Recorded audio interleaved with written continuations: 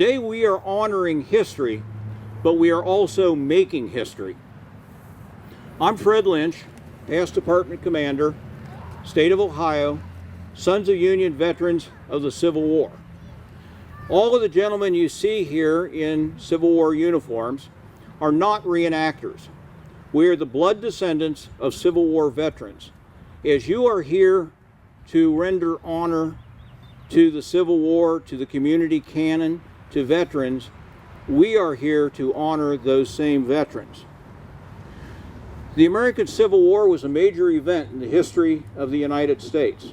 Literally, Union Army soldiers made possible the United States of America that we enjoy today, and liberated an entire people that had previously been held in bondage. Part of why we are here is to honor the canon behind you and to kindle interest in community and American history, as our associates here, I assume, from the Historical Society.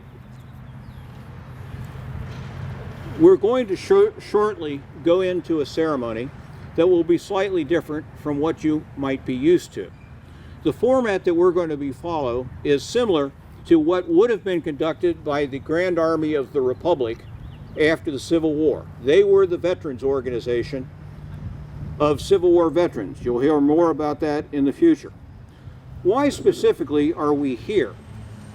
As I said, we're here honoring Civil War veterans and focusing attention on your community's treasure of history, the canon behind us. 2 million men served in the Union Army.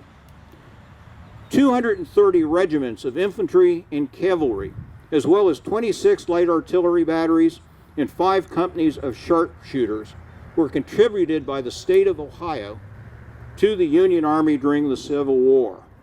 Ohio had the highest percentage of population that enlisted in the Union Army of any state in the Union. 60% of all Ohioans, male residents of the state, 60%, between the ages of 18 and 45 served in the Union Army. The canon we are here to dedicate is a survivor of the Civil War. For you who live here, it is a reminder of the struggle that residents of this community and this area endured during the war itself. This cannon is a 3-inch ordnance rifle made in 1865 that was one of 1,000 made for the Union Army. We don't know if this one ever saw combat in the war. It is serial number 953. But we do know that 3-inch ordnance rifle by the Phoenix Iron Works in Phoenixville, Pennsylvania, same place this gun was made, cannon number 233 fired the first shot during the Battle of Gettysburg, July 2nd, 1863.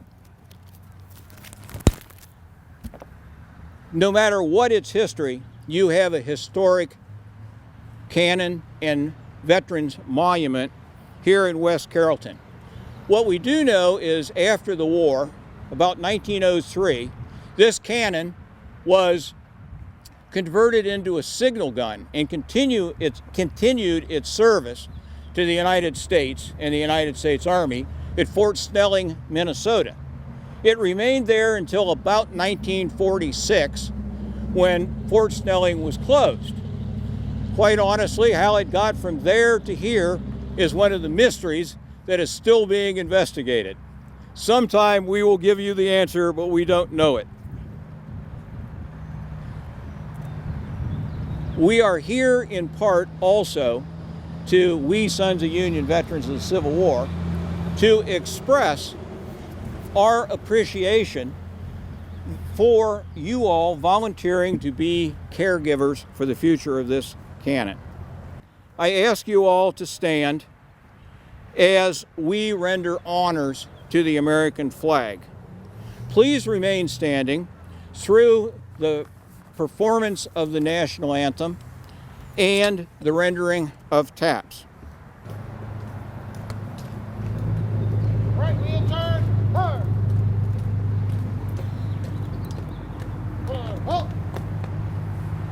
Color guard, post, colors.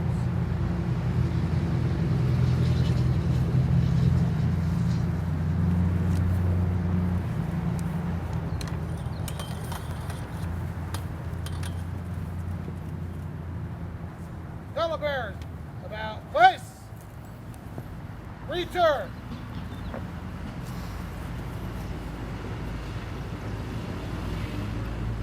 Face. Reset. Arms.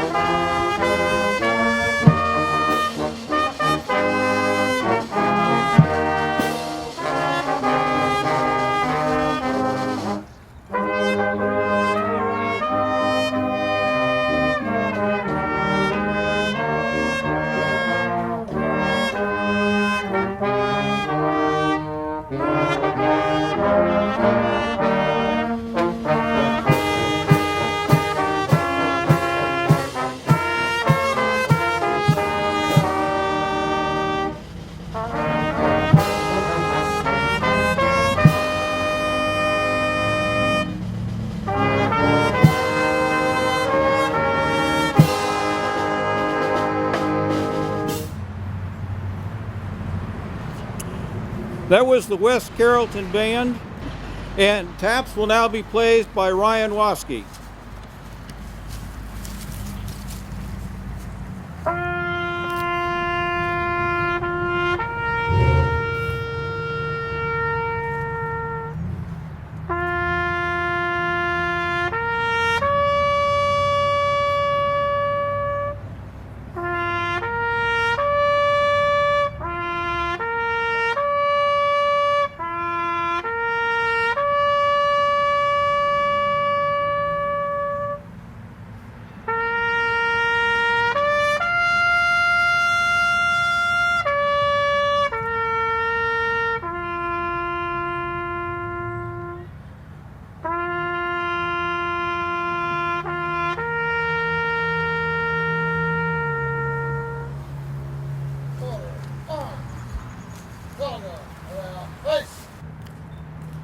Thank you, Laura Bukowski and the West Carrollton Band, and Ryan Waske. Now it is my great honor, and you may be seated if you have a chair and relax if you don't. It's now my great honor to introduce your mayor, Jeff Sanner. Mayor. Thank you.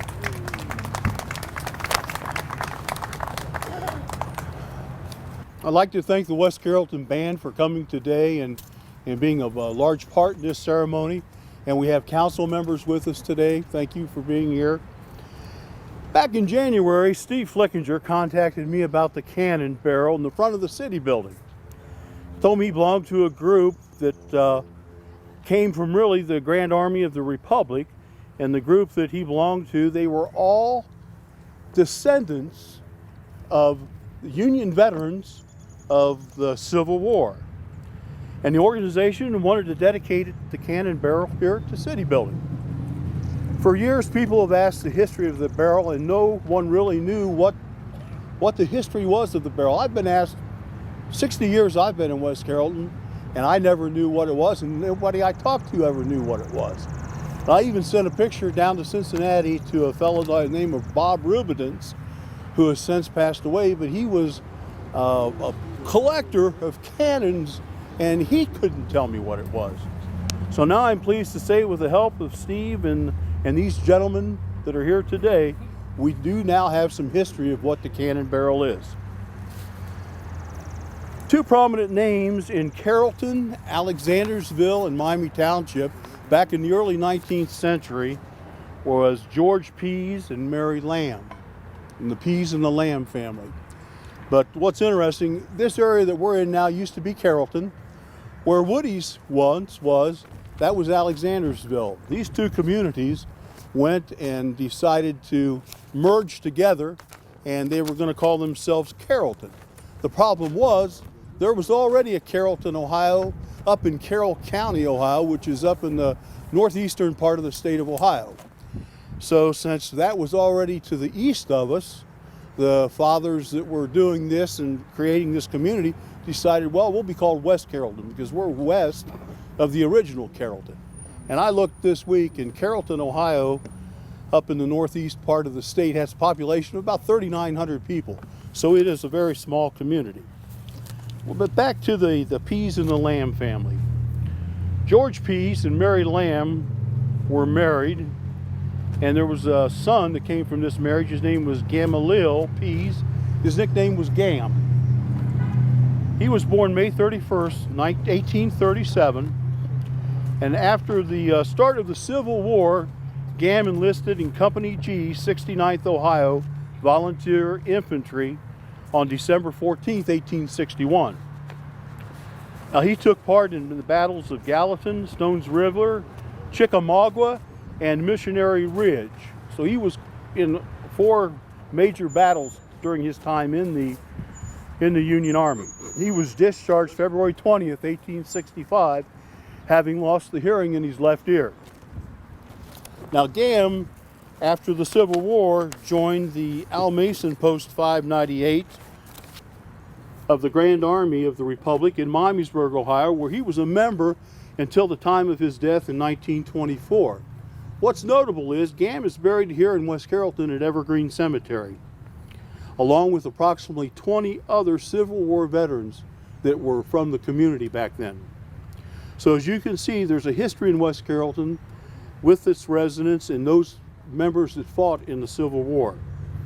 Again, I'd like to thank Steve and the Grand Army of the Republic, and thank you for taking an interest in the history of West Carrollton and dedicating the cannon tube that's been on this lawn for many years. Again, thank you both very much. Thank you very much, Mayor. That's very kind words. Very much appreciate this. It's now my honor to introduce the commander of Major General William T. Sherman Camp 93, which is the local SUV organization. This is Mike Spaulding, who is again a descendant of an American Civil War soldier or 2 or 3 or 4. And if you haven't noticed, there's 34 stars on this flag because it is as the flag was during the American Civil War. Mike Spaulding.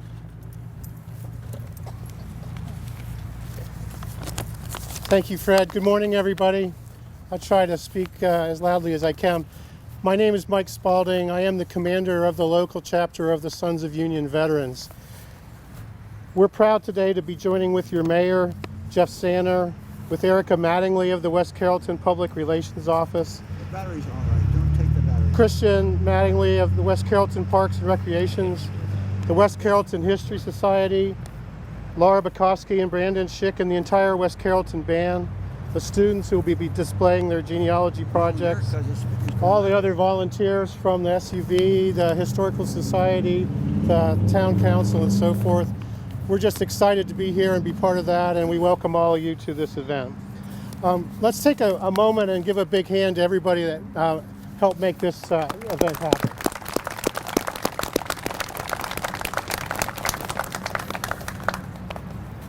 I'm going to start by introducing the Sons of Union Veterans. Fred already talked a little bit about it. Although you see many of us, probably all of us, wearing Civil War uniforms, we are not reenactors. Reenactors are people who go out with authentic uniforms and authentic replica guns and go and reenact famous battles at sites that are near battlefields across the country. That's not what we do. There are a lot of people who do that and enjoy that. But what we are, the Sons of Union Veterans, is, as Fred alluded to a moment ago, we are blood descendants of Civil War veterans. In my case, 4 Civil War veterans and uncounted uncles and brothers and so forth of people who were also my ancestors. Our organization is dedicated to preserving the history and legacy of those heroes who fought and worked to save the Union. Our organization was founded in 1881, 135 years ago, and was chartered by Congress as the official successor organization to the Grand Army of the Republic that you've heard a little bit about already. The Grand Army of the Republic was organized by Union soldiers after the war, and they were organized in a kind of a paramilitary kind of fashion. They had chapters all across the northern part of the United States and a number of chapters in the Montgomery County area, that including West Carrollton. The GAR was famous not only as being an organization of Union veterans, but also they were one of the first organizations that actually did lobbying in Congress. Whether that's a good thing or a bad thing we may discuss, but did lobbying in Congress. And what they lobbied for was pensions for the veterans who had fought the war, many of whom were horribly injured with battlefield injuries, and many, many more who were injured because of sickness that they developed during the war. The GAR also was one of the first organizations to lobby for rights for blacks, because the GAR was lobbying that the soldiers, the black soldiers, would have equal rights as the white Union soldiers, and they were successful in having that accomplished. The SUV, as I said, we are the successor to that organization, the GAR, the Sons of Union Veterans. As the Union soldiers died away, their sons and grandsons, and now us who are second grandsons or third grandsons in my case, continue on their legacy with remembering the war and honoring veterans of all wars, and of course particularly veterans from the Civil War. Our group, for instance, does service projects at cemeteries. We do ceremonies like the one you see here, particularly at Memorial Day and so forth. I noticed that a lot of people were kind of dressed up for the opening day of West Carrollton Little League. You may have heard that the inventor of baseball was Abner Doubleday. Well, that history is probably debatable, is definitely debatable. But it's undeniable that Doubleday was a general in the Civil War, and that baseball was kind of a hobby in a few cities on the East Coast before the war. But during the war, baseball was played by the soldiers between battles to alleviate the boredom of camp and the terror of battles. So the soldiers would play baseball. Soldiers would have a position in the batting order, not based on the rank on their sleeve, but based on their skill, like we would today. After the war, the soldiers were the ones who took baseball back to their homes across the country, including the South, and made baseball into the national pastime that it became. So America's love affair with baseball really started in the Civil War with the soldiers of the Civil War. Now I'm going to make a few comments about the tube. Fred already made several points about it, so I won't go through everything that he said already. As he did allude, we don't know the entire history of the cannon. We know that it started out life as a 3-inch ordnance gun, You heard the history of ordnance guns. There were 1,000 of these made in the years during the Civil War and right after the war. At the time, it was a very advanced piece of weaponry. A number of patents were filed on the technology used to create the gun. And if you've ever been to a Civil War battlefield anywhere, you've undoubtedly seen one of the 1,000 guns that was produced, or maybe a replica of one of those. So a lot of those cannons were turned into museum pieces, or some of them were melted down. But that was not the fate of the gun that we see here, obviously. So this gun, around the year 1906, the Army took 200 of the guns. So there were 1,000. They took 200 of the guns and they gave them a second life as signal guns. And they made some alterations to the gun, which our friends with the artillery display can discuss with you in more detail. But they made alterations to it. They changed the size of the gun tube to make it a signal gun. So this gun actually had a second life, and as Fred mentioned, ended up at Fort Snelling, Minnesota. Fort Snelling closed in 1946, so it's most likely that it was around that time that the gun came here. We're still researching the specific history. However it got here, we're lucky that it's here because it's a tangible reminder of the greatest struggle in the history of this great nation. And it speaks to that history in a way that a statue of a soldier in a cemetery somewhere, it speaks to that differently, because this gun was a witness to the suffering, to the terror, and to the glory that was associated with the Civil War. You may not know this, but more people died. So Fred talked about the number of people who served in the Civil War, 2 million. More people died in the Civil War than all of our other wars put together. It was a huge national tragedy. But the war was the price that this country paid to be the country we are today. You may have heard on the PBS Civil War series, the Southern historian Shelby Foote, who very famously said, but I think he's very correct. I'm going to read this so I don't say it wrong. Before the war, it was said, the United States are. So grammatically, it was the United States, and it was plural. We were thought of as a collection of independent states. After the war, it was always said, always, the United States is, just the way we say it today, the United States is the greatest country in the world. We don't say the United States are the greatest country. We say the United States is. And that is one of the most important things that the Civil War did. It turned us from an are to an is. But of course, the war also brought about the end of slavery. Mark Twain once said, the Civil War was a blot on our history, but it was not as big a blot as the buying and selling of black souls. Not only did the war bring about the end of that odious practice, but after the war, the former Union soldiers in the Grand Army of the Republic were at the front of the movement to bring the right to vote, to the former slaves and equal benefits to the black Civil War soldiers. The work of bringing equal rights and freedom may be unfinished in our country.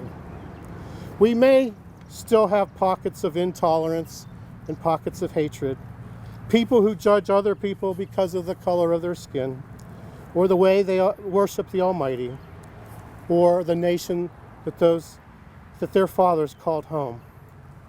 Yet to me, the lesson of the Civil War and of this canon is that we, the people, are better than that. As Abraham Lincoln said in his second inaugural address, just weeks before the end of the war, and just weeks before he was assassinated, with malice toward none, with charity for all, with firmness in the right as God gives us to see the right, let us strive on to finish the work we are in, to bind up the nation's wounds, to care for him who shall have borne the battle, and for his widow and his orphan, to do all which may achieve and cherish a just and lasting peace among ourselves and with all nations. This is the lesson of the Civil War. This is why we remember the Civil War with monuments like this cannon. This is why it's important that all of us are constantly reminded that freedom is not free, that the struggle for human rights continues, and that we are all foot soldiers in that struggle. So I thank you for joining all of us in this ceremony honoring the cannon. We hereby rededicate the cannon to the memory of the brave men and women who fought to make this country what it is today, and to the brave men and women who continue to fight to protect justice and human rights, and to the warriors who are fighting still to protect our great nation and the freedoms we cherish. Thank you very much.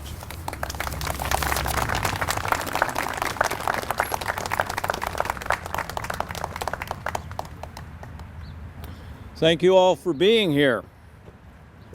And thank you, City of West Carrollton, especially the City of West Carrollton Parks Department and its Parks and Recreation Director, Christian Mattingly, for facilitating this ceremony.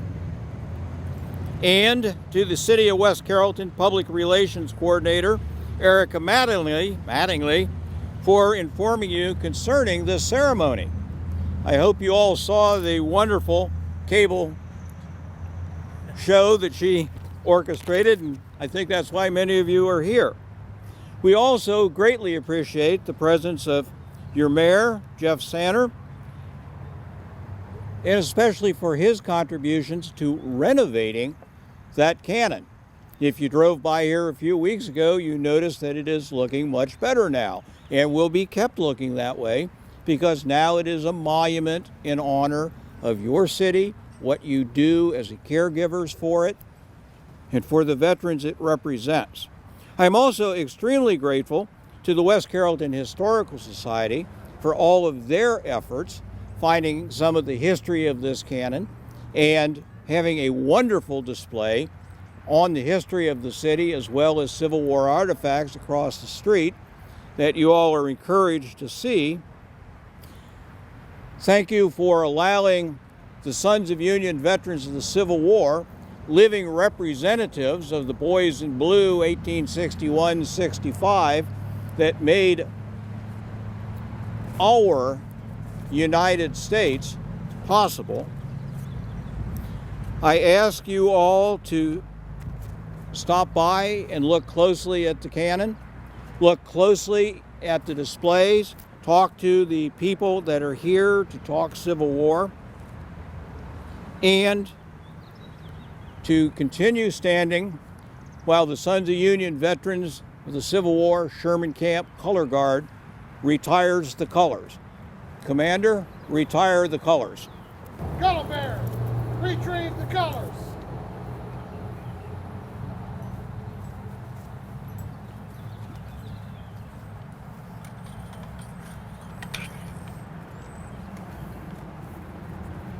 Color bearers, about face. Return.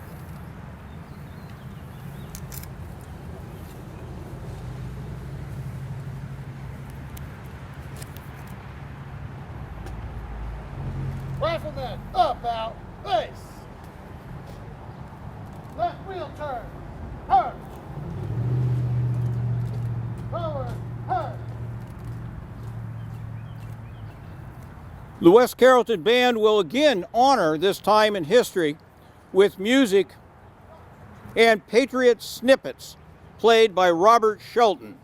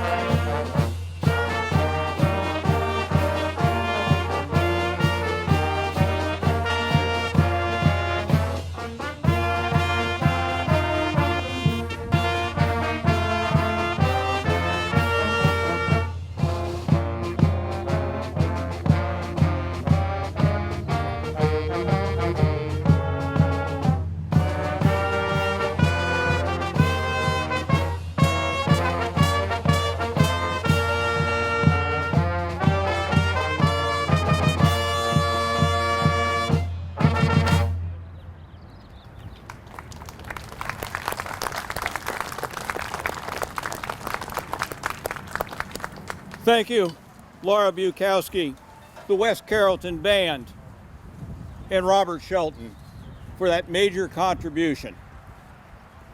I again encourage you to enjoy the day, to talk with the people that are sharing time and history with you. And I thank you very much for being here today. Thank you.